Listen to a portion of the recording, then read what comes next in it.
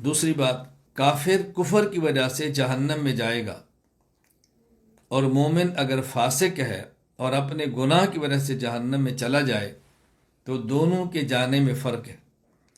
کافر کو اللہ جہنم میں بھیجتے ہیں عذاب دینے کے لیے، اور مومن فاسق کو جہنم میں بھیجیں گے تزکیہ کے لیے۔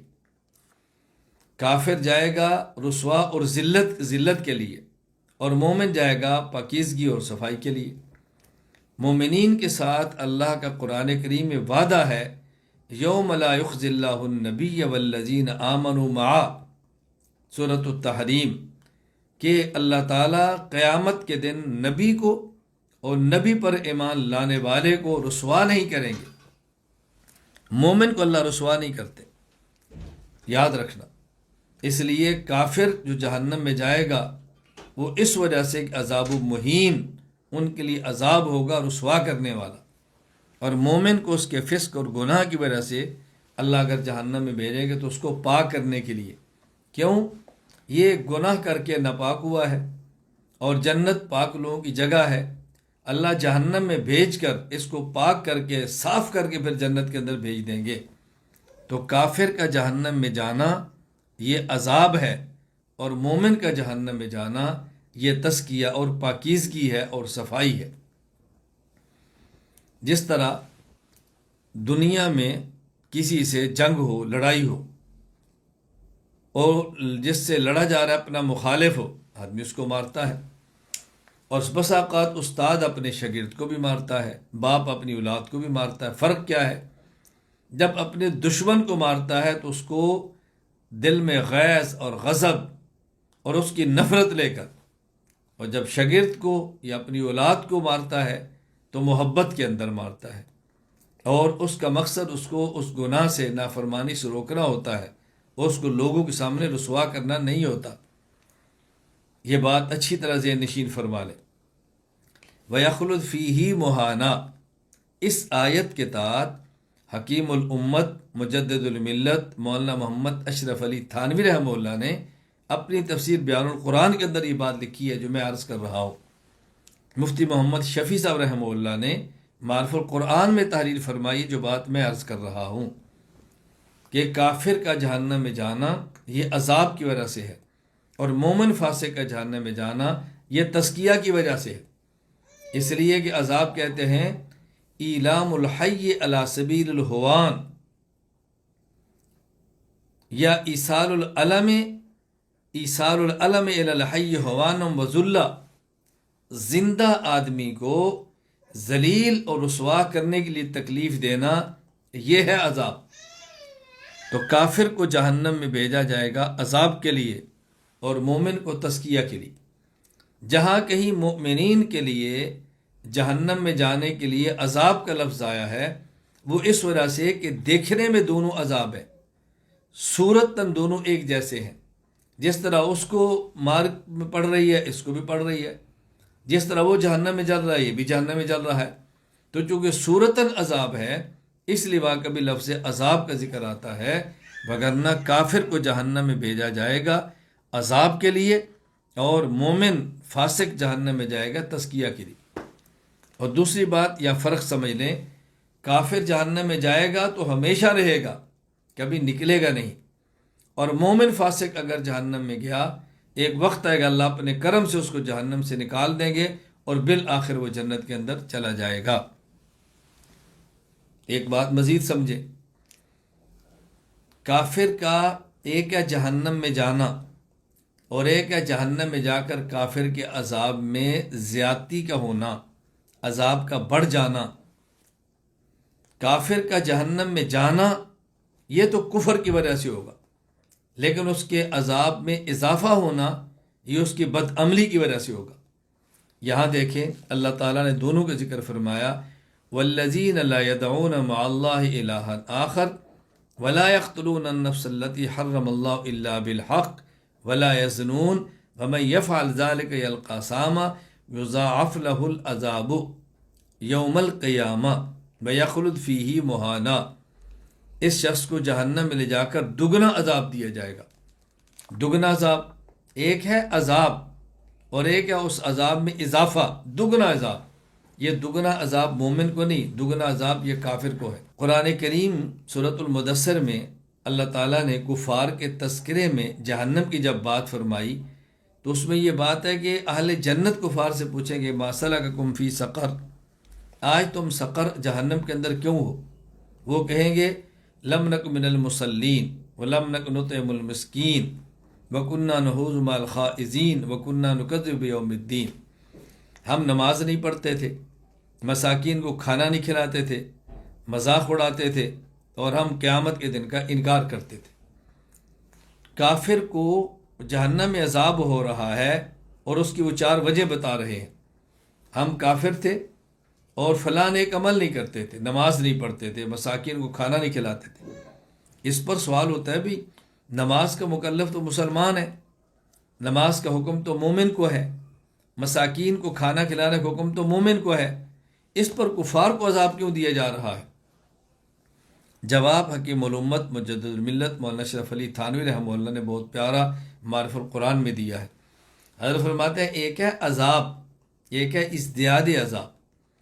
عذاب یہ تو ہوگا کفر کی وجہ سے، اور ازدیاد عذاب، عذاب میں اضافہ یہ ہوگا کافر کو بدعملی کی وجہ سے۔ اس کی وجہ جس طرح کافر کو حکم ہے کہ کلمہ پڑھ، تو کلمہ پڑھنے کے اندر یہ بھی حکم ہے کہ کلمہ پڑھنے کے بعد نماز پڑھ۔ تو جب انسان ایمان کا مکلف ہوتا ہے تو ایمان کے اندر وہ احکام کا مکلف بھی ہوتا ہے۔ ایمان اصل ہے، نماز، روزہ، حج، زکوٰۃ یہ فرع ہے، شاخیں۔ تو جو انسان اصل ایمان کا مکلف ہے وہ فروع اور شاخیں احکام کا بھی مکلف ہے۔ تو کافر نے جب ایمان نہیں لایا، کلمہ نہیں پڑھا، ایمان قبول نہیں کیا، اصل کا انکار کیا، اور اصل کے اندر، اصل کے ضمن میں احکام کا مکلف تھا تو اس نے اس کو بھی چھوڑا۔ تو کافر مکلف تھا ایمان کا، اور ایمان کے ضمن میں فروع کا، تو کفر کی وجہ سے تو عذاب ہوگا، اور فروع کی ادائیگی نہ ہونے کی وجہ سے ازدیاد عذاب ہوگا۔ یہاں اللہ پاک نے تذکرہ اس بات کا فرمایا ہے کہ یضاعف لہ العذاب یوم القیامہ، دگنا عذاب ہوگا۔ تو یہ بات اچھی طرح ذہن نشین فرما لیں، بھولنا نہیں ان باتوں کو۔ پھر الا من تاب و آمن و عمل عملا صالحا، یہ توبہ کرے، الا من تاب، اور توبہ کی صورت آمن، اللہ اکبر، ایمان بھی لائے، وعمل صالحا، پھر نیک عمل بھی کرے۔ اوپر تھا لا يدعون مع اللہ الہ آخر، مومن کی صفت یہ ہے کہ وہ شرک نہیں کرتا، اور مومن کی صفت یہ ہے ولا يقتلون النفس التي حرم اللہ الا بالحق، ناحق قتل نہیں کرتا، ولا يزنون، زنا نہیں کرتا۔ اب جو توبہ کرے گا وہ کیا کرے؟ شرک سے توبہ کرے اور ایمان لے آئے، اور زنا اور قتل ناحق سے توبہ کرے تو نیک عمل بھی کرے، گناہوں کو چھوڑے۔ تو یہاں اللہ تعالیٰ نے توبہ کی صورت بیان فرمائی۔ اب یہاں بات ذہن نشین فرما لے اچھی طرح کہ جب انسان توبہ کرتا ہے، اب اس نے کچھ حقوق العباد اور کچھ حقوق اللہ ضائع کیے ہیں۔ کہیں بندے کا حق مارا ہے کہ اللہ کا حق مارا ہے، اس کی ادائیگی ضروری ہے۔ اگر کسی شخص نے نمازیں نہیں پڑھی تو توبہ کا معنی یہ ہے کہ اب نماز پڑھے، اور جو نمازیں اس کے ذمے تھی اب ان کو ادا بھی کرے۔ اگر کسی شخص نے کئی سال کی زکوٰۃ ادا نہیں کی تو توبہ بھی کرے، اور جو زکوٰۃ اس کے ذمے ہے اس کو ادا بھی کرے۔ اگر کسی شخص نے زنا کیا ہے تو توبہ کرے، یا توبہ کرنا کافی ہے۔ لیکن بعض حقوق اللہ سے ہے کہ جس کی ادائیگی ضروری ہے۔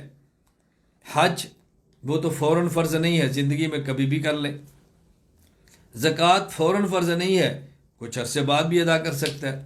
لیکن نماز تو اپنے وقت پہ فرض ہے، وقت پہ نماز رہ گئی، اب اس کو ادا کرے، اس کو قضا کرے، پڑھے نمازوں کو۔ جس شخص کے ذمے نمازیں ہیں وہ اپنی نمازوں کا حساب لگائے اور ان تمام نمازوں کو ادا کرے۔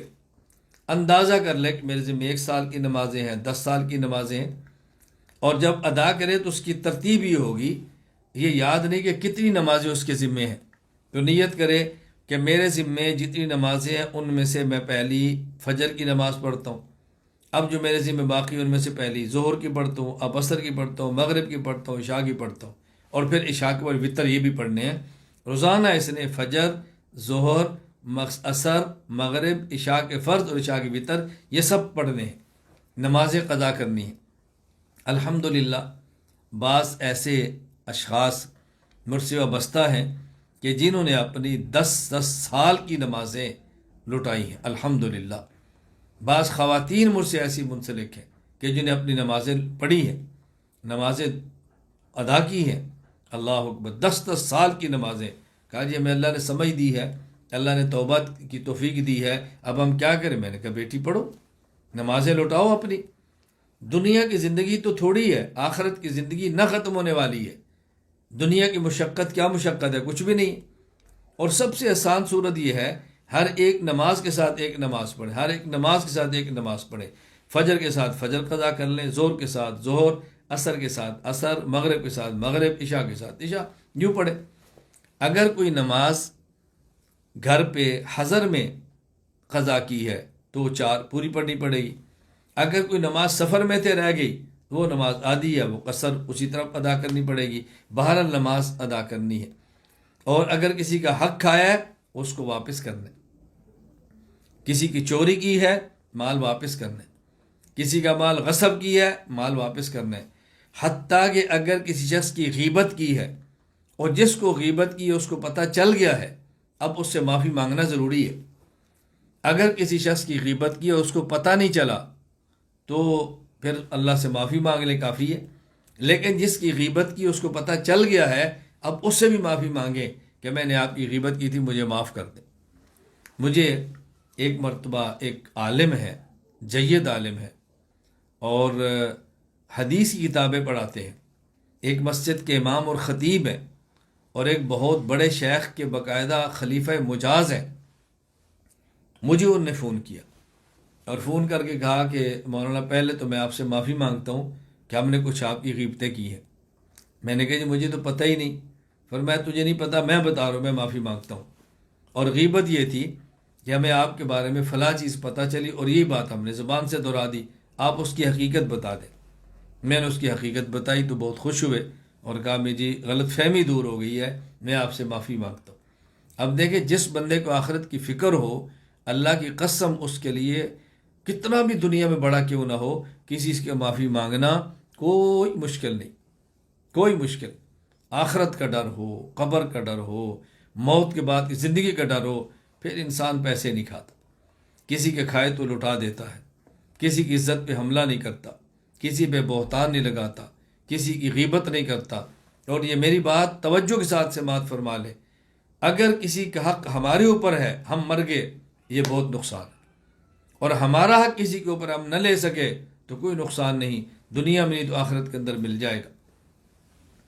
میں ایک بات عرض کیا کرتا ہوں، دنیا میں 2 قسم کے لوگ ہیں، بعض ہیں جو جیتے ہیں جینے کے لیے، اور بعض وہ جو جیتے ہیں مرنے کے لیے۔ جو شخص جیتا ہے جینے کے لیے وہ یہ دیکھتا ہے کہ کس سے میں نے اپنا حق لینا ہے، اور جو جیتا ہے مرنے کے لیے وہ یہ دیکھتا ہے کہ کس کو میں نے حق دینا ہے۔ ہم نے جینا ہے جینے کے لیے، کسی کے اوپر ہمارا حق تھا، چھوڑ بھی دیا، کوئی فرق نہیں پڑتا، اور حقدار ہونے کے باوجود حق کو چھوڑیں، اس پر رسول اللہ صلی اللہ علیہ وسلم نے جنت کا وعدہ فرمایا۔ بس یہ فکر کریں کہ ہمارے ذمہ کسی کا حق نہ رہ جائے۔ تو میں نے عرض کیا کہ توبہ میں اس بات کو ذہن میں رکھیں